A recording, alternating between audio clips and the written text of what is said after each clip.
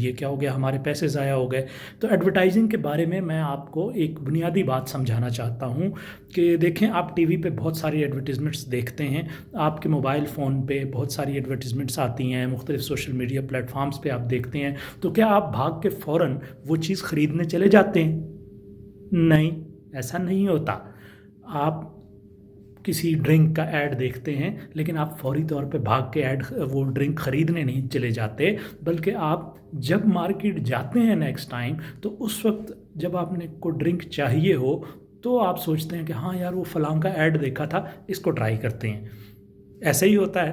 तो जनाब, पाक एनजीओज़ पे भी जब आप कोई चीज़ एडवर्टाइज़ करते हैं, चाहे वो आपकी सर्विसेज हों, चाहे वो आपकी प्रोडक्ट्स हों, तो उसके बारे में भी ये मत सोचा करें कि आप एक दफ़ा एडवर्टाइज़ करेंगे और फ़ौरन आपको रिजल्ट्स मिलेंगे। इसीलिए आपने देखा होगा कि जितने बड़े ब्रांड्स, हाँ, तो वो रेगुलरली एडवर्टाइज़ करते रहते हैं। भाई ये पेप्सी को, कोक को, जैज़ को, यूफोन को, टेलीनॉर को, इनको क्या ज़रूरत है कि ये रोज़ाना 50 दफ़ा अपना ऐड चलाते हैं? आप 50 दफ़ा नहीं चला सकते, आप 50 दफ़ा मत चलाएं।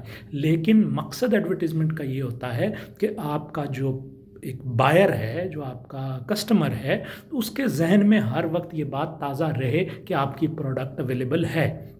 सो जब उसको ज़रूरत हो तो वो जाए, तो उसके सामने जो ही आपकी प्रोडक्ट आए, तो वो बगैर सोचे समझे, वो इतना फेमिलियर हो आपकी प्रोडक्ट के साथ कि वो फ़ौरन उसे ख़रीद ले।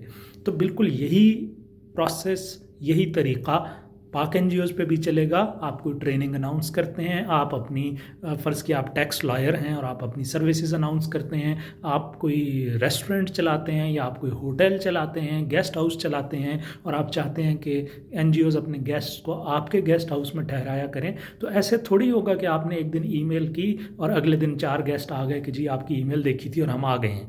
अच्छा, ये भी ज़हन में रखें कि जितनी बड़ी प्रोडक्ट होगी, उतना उसको ज़्यादा जांच परख के, देखभाल के फिर फैसला होगा। सो ये छोटी छोटी चीज़ें हैं, और इस तरह की चीज़ों पे मैं आपको गाइड करता रहूँगा। बस ये ख्याल रखिए, और बहुत शुक्रिया। हैं।